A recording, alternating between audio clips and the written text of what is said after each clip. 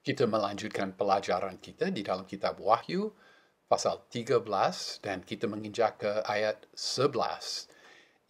Bagian ini, sisipan ini menceritakan binatang yang kedua, yang ini menceritakan, sisipan ini menceritakan binatang yang kedua. Ada iblis, ada binatang yang pertama, ada binatang yang kedua. Menjadi, orang katakan, trinitas palsu. Ya, memang kata trinitas tidak ada di dalam Alkitab, padahal Allah yang Tritunggal memang diceritakan, diilhamkan di dalam Alkitab. Tetapi kata, istilah trinitas tidak dipakai, demikian juga trinitas palsu, kata, ungkapan trinitas palsu tidak dipakai. Tetapi sama seperti ada Allah yang Tritunggal, di sini juga boleh dikatakan kira-kira ada Tritunggal yang palsu. Kita melihat bahwa Tuhan Yesus menerima kuasa dari Allah, Matius pasal 11 ayat 27. Demikian juga binatang yang pertama menerima kuasa dari iblis, kitab Wahyu pasal 13 ayat 4. Roh Kudus mempermuliakan Kristus, misalnya Yohanes 16 ayat 14. Demikian juga binatang yang kedua yang diceritakan di dalam sisipan ini mempermuliakan binatang yang pertama. Lihatlah Wahyu pasal 13 ayat 12. Tuhan Yesus melayani supaya manusia menyembah Allah, ya Wahyu pasal 1 ayat 6. Demikian juga binatang yang pertama bertindak supaya manusia menyembah iblis, Wahyu 13 ayat 4. Di dalam 16:13, tiga oknum yang jahat disebut secara sejajar di dalam satu ayat. Seperti juga tiga oknum Allah yang Tritunggal disebut sejajar di dalam kalimat yang sama, misalnya Wahyu pasal 1 ayat 4 dan ayat 5, atau Matius pasal 28 ayat 19. Jadi, ya rupanya iblis, binatang yang pertama dan binatang yang kedua, menjadi seperti trinitas yang palsu. Jadi, Wahyu pasal 13 ayat 11. Dan aku melihat seekor binatang lain naik dari dalam bumi dan bertanduk dua seperti anak domba. Dan ia berbicara seperti seekor naga.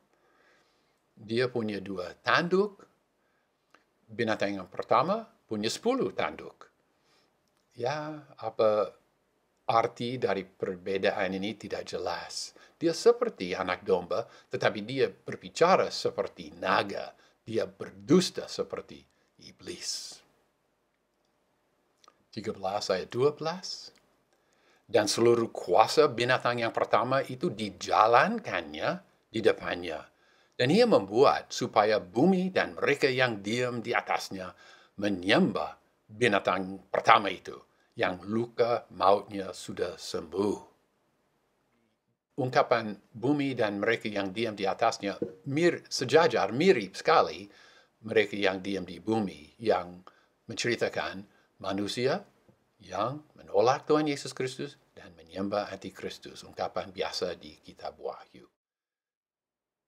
Paksaan untuk menyembah dewa dipahami di Asia kecil, di provinsi Asia, karena pada masa itu Kaisar Domitianus memaksa orang menyembah dia. Patung didirikan dan patung Kaisar Domitianus harus disembah.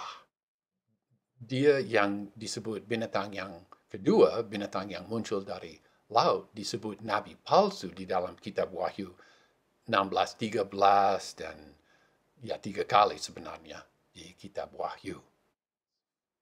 Wahyu pasal 13 ayat 13 dan 14.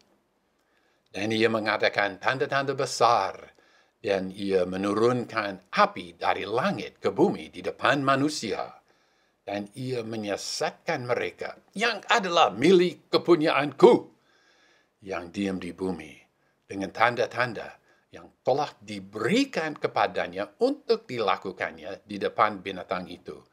Dengan berkata kepada mereka yang diam di bumi supaya mereka membuat patung dari binatang itu yang mempunyai luka dan hidup dari pedang itu. Binatang yang kedua ini dapat melakukan mujizat. Ya, ini mengingatkan pembaca dan pendengar kitab Wahyu bahwa segala sesuatu yang supranatural belum tentu berasal dari surga. Binatang yang kedua ini menirukan Nabi Elia yang dapat menurunkan api dari surga. Lihatlah 1 Raja-Raja pasal 18 ayat 38. Kita melihat mengenai patung ini. Kita juga mengingat Raja Nebukadnezar yang punya patung yang harus disembah di dalam Nabi Daniel, di dalam kitab Daniel pasal 3. Di dalam ayat ini ada suatu seruan yang adalah milik kepunyaanku.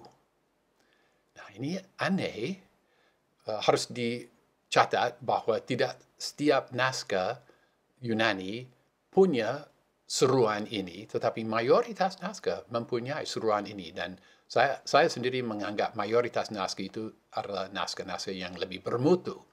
Saya anggap seruan ini yang adalah milik kepunyaanku sebagai asli dari teks Yunani, kitab Wahyu. Ini rupanya adalah Allah atau Tuhan Yesus Kristus menyisipkan di dalam kalimat ini suatu pernyataan bahwa aku punya mereka. Mereka yang diam di bumi, mereka yang melawan aku, mereka yang menolak aku punya mereka.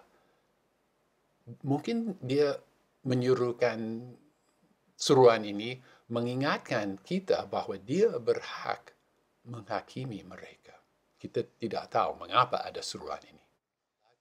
Sekali lagi, adanya luka yang disembuhkan, dikemukakan lagi di sini. Kebangkitan atau kebangkitan palsu atau kebangkitan tiruan, ya belum jelas, yang terjadi penting di dalam riwayat hidup binatang yang pertama dan binatang yang kedua mempergunakan mujizat itu di dalam pekerjaannya. Ayat 15, dan kepadanya diberikan nafas untuk diberikan pada patung binatang itu, supaya patung binatang itu berbicara dan bertindak, sehingga barang siapa yang tidak menyembah patung binatang itu dibunuh. Sekali lagi kita melihat pasif ilahi, kepadanya diberikan. Diberikan oleh siapa? Ya rupanya dari Allah, tetapi tidak tersurat, hanya tersirat di sini. Diterjemahkan di sini, diberikan nafas. Istilah yang diterjemahkan nafas adalah kata pneuma. Pneuma ini sering berarti nafas, sering juga berarti roh, sering boleh juga berarti angin. Angin tidak tepat di dalam kalimat ini. Tetapi apa diberikan nafas atau diberikan roh, memang ini masalah tafsiran. Mungkin sebaiknya kita paham bahwa mungkin nafas, mungkin roh diberikan. Akibatnya sama, tetapi ya, kata pneuma ini boleh berarti nafas, boleh berarti roh di kalimat ini. Menurut Mounce, pada masa Rasul Yohanes, ada kabar angin mengenai patung yang jadi hidup di dalam kekaisaran Romawi. Ya, itu kabar angin saja, kita tidak tahu kebenarannya mengenai patung itu. Tetapi ya, ini nanti sungguh akan terjadi, kepadanya diberikan nafas untuk diberikan kepada patung binatang itu supaya patung binatang itu berbicara dan bertindak. Ya, sekali lagi kita diingatkan oleh ayat ini dan juga Ulangan pasal 13 ayat 1 sampai 3 dan juga 2 Tesalonika pasal 2 ayat 9 bahwa ada mujizat supranatural yang tidak berasal dari Allah, melainkan berasal dari iblis. Penyembahan patung binatang ini disebut 6 kali di dalam kitab Wahyu. Apakah ini ya karena 6 itu 7 kurang 1 dan sempurna ya kurang sempurna. Ya tidak jelas, tapi memang 6 kali kita membaca mengenai patung yang disembah di dalam kitab Wahyu. Ayat 16. Dan ia bertindak sehingga semua kecil dan besar, kaya dan miskin, mereka dan hamba, sehingga mereka memberikan kepada mereka tanda pada tangan kanannya atau pada dahinya. Kecil dan besar, kaya dan miskin, merdeka dan hamba. Ini mencakup segala macam manusia. Sehingga mereka memberikan, mereka ini siapa? Tidak dijelaskan, tetapi Yunani berkata, sehingga mereka memberikan kepada mereka, tidak dijelaskan, tanda pada tangan kanannya atau pada dahinya. Ini diterima oleh mereka yang menyembah binatang itu, menyembah patung binatang itu. Ini tidak secara rahasia, dipasang pada orang tanpa mereka sadar, tidak. Mereka sadar, mereka terima tanda itu sebagai tanda bahwa mereka dengan rela menyembah binatang itu. Sekarang masa kini ada kabar angin mengenai 666, nanti kita membaca mengenai 666, tanda itu pada dahi atau pada tangan kanan kita, bahwa hati-hati jangan menerima tanda binatang itu. Jangan menerima tanda 666. Nanti kamu ke neraka menerima tanda 666 itu. Kira-kira kata liar seperti itu. Tidak, saudara-saudara. Tidak. Ini tanda yang mereka menerima dengan sukarela. Mereka mau menerima tanda ini sebagai orang yang menyembah antikristus. Jadi yang harus ditegaskan adalah bukan hati-hati jangan menerima 666, jangan disuntik dengan suntikan yang ada chip itu dan tunggu dulu. Semua itu liar. Yang penting, apakah kamu menyembah Tuhan Yesus Kristus dalam roh dan kebenaran? Atau kamu menyembah berhala? Itulah yang penting. Bukan hati-hati ada 666. Misalnya, jangan beli sepeda motor itu.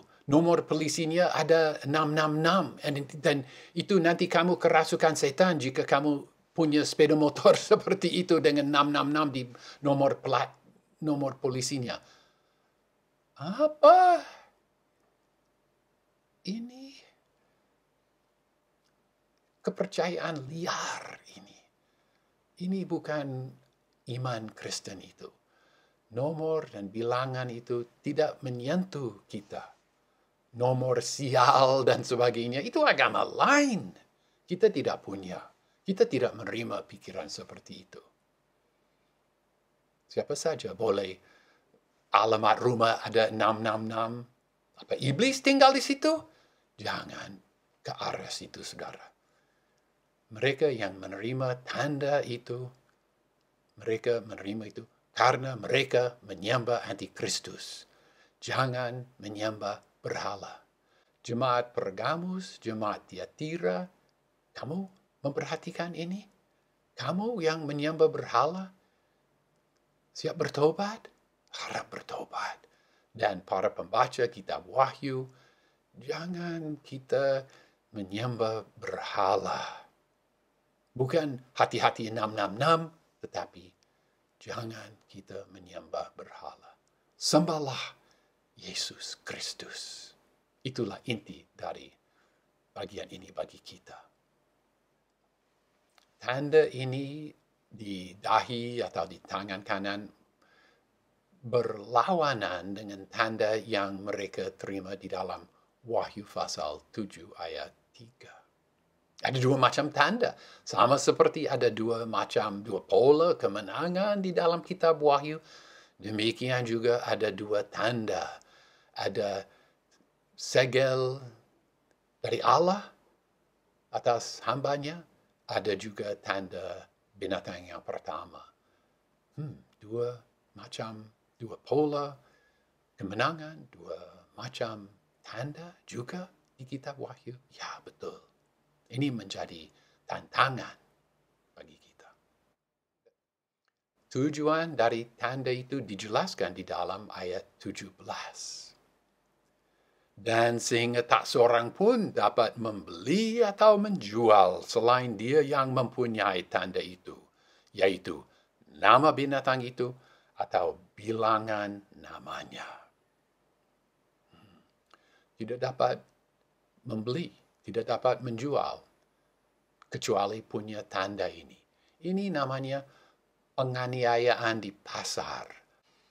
Macam-macam penganiayaan masa kini juga nanti pada masa paruh kedua dari 7 tahun itu, masa 42 bulan itu. Salah satu penganiayaan adalah penganiayaan pasar. Tanpa tanda ini, susah. Tidak dapat beli, tidak dapat jual apa-apa.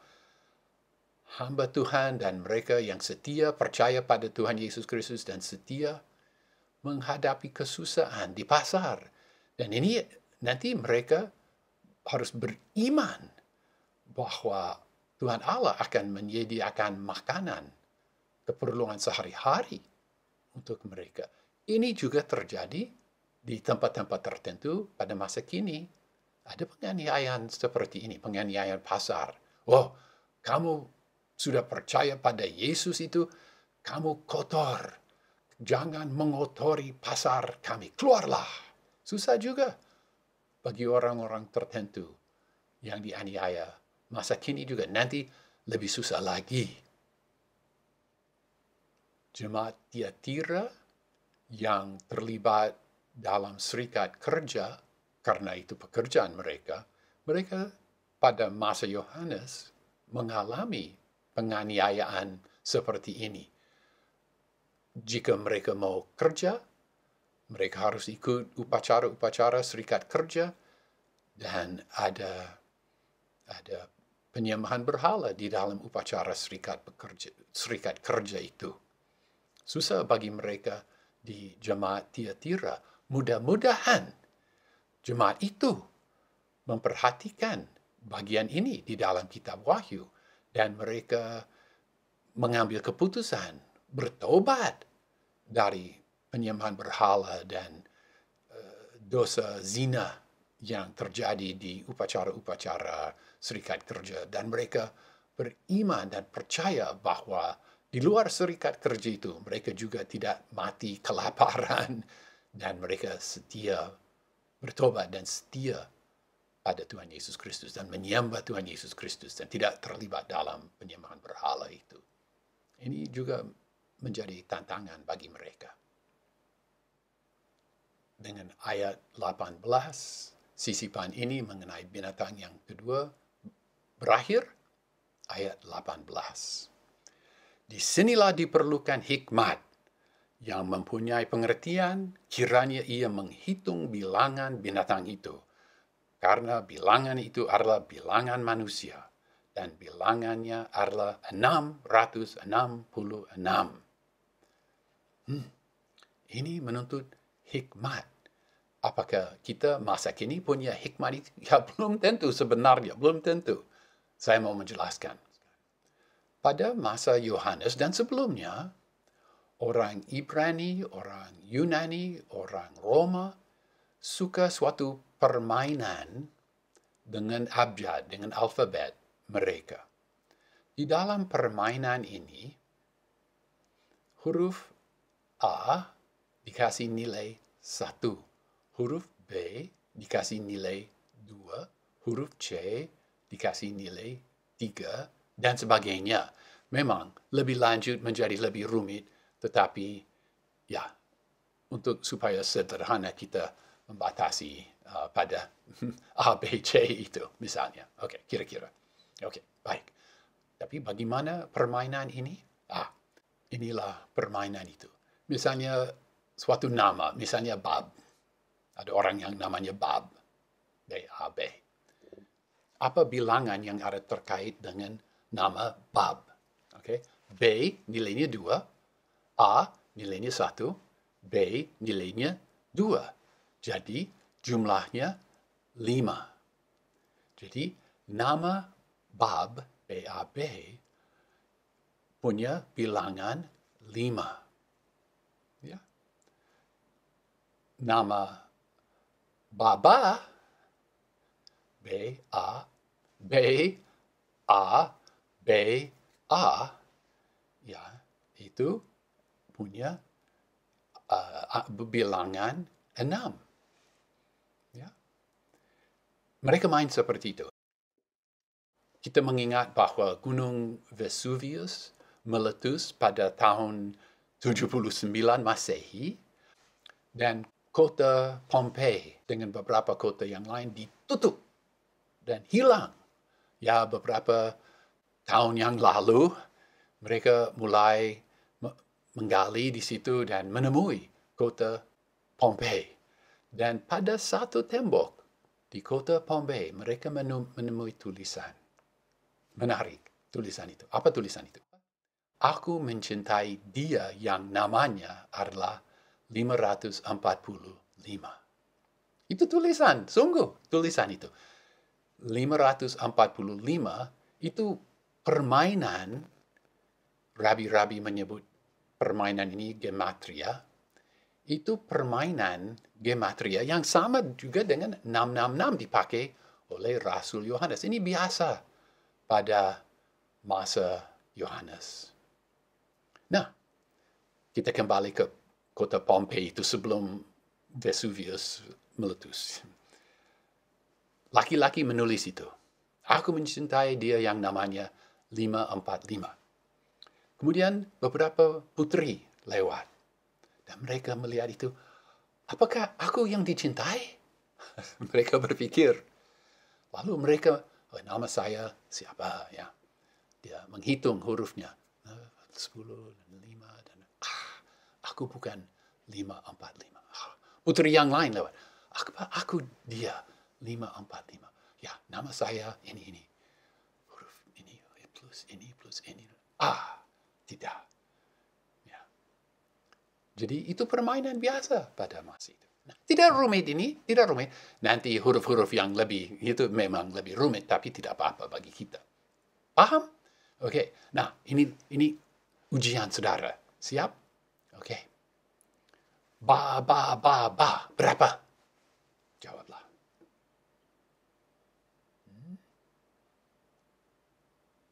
Siap? 12? Baik.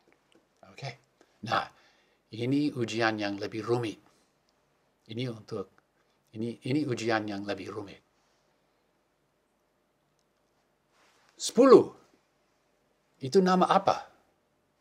10 itu nama apa? Ya, ba. Ya, tapi juga boleh cacab juga menjadi 10. Ya. Saudara paham?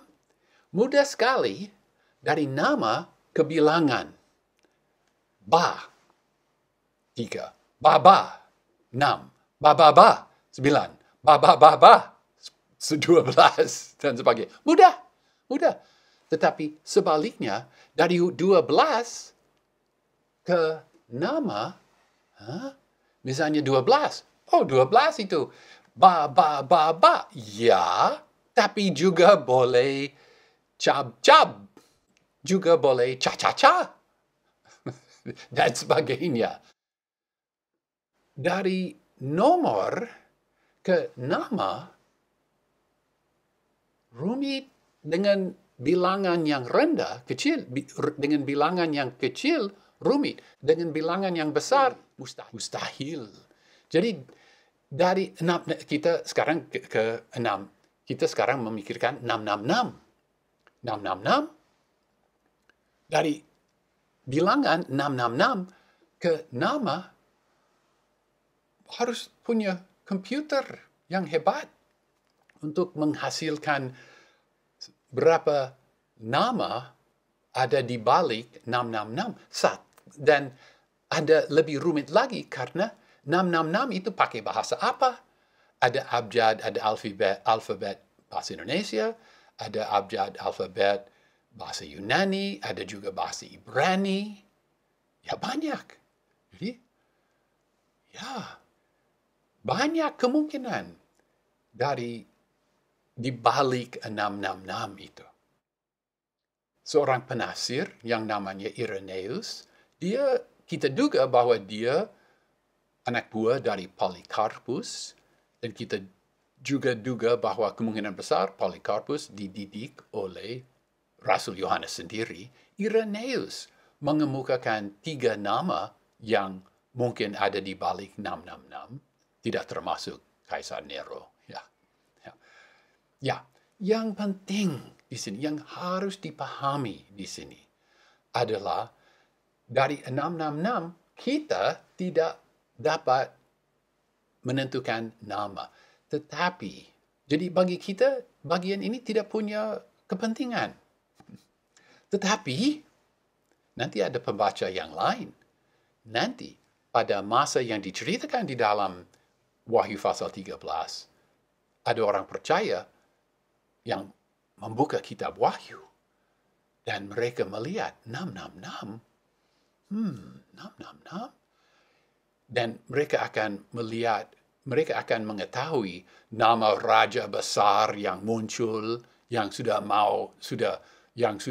mulai menganiaya orang percaya. Mereka akan tahu nama Antikristus, nama binatang yang pertama itu, dan mereka akan menghitung hurufnya menjadi ini huruf pertama, huruf kedua, huruf ini 666. Dengan demikian, mereka, bukan kita, tapi mereka pada nanti masa tribulasi ini, mereka orang percaya pada masa itu, iman mereka akan dibesarkan, mereka dikuatkan, karena mereka akan paham bahwa Tuhan Allah yang mengilhamkan kitab Wahyu 2000 tahun lebih sebelum masa mereka, dia sudah tahu nama binatang itu.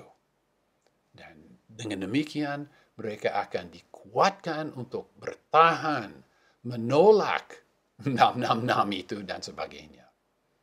Itulah kepentingan dan keindahan bilangan 666. Dan ini tidak berkaitan dengan masalah, jangan beli mobil itu, jangan beli sepeda motor itu yang platnya ada 666, atau jangan sewa rumah itu yang alamatnya ada 666. Saudara-saudara, itu tidak, itu bukan iman kita.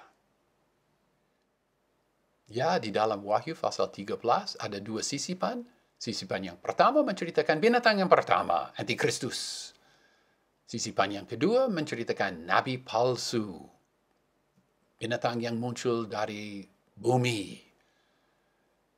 Mereka kerjasama dengan iblis, diberi kuasa dari iblis untuk melawan Kristus. Mereka membenci dan melawan Kristus. Mereka mau supaya iblis disembah dan Kristus disembah.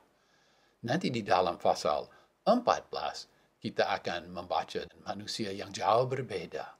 Manusia yang menyembah Tuhan Yesus Kristus.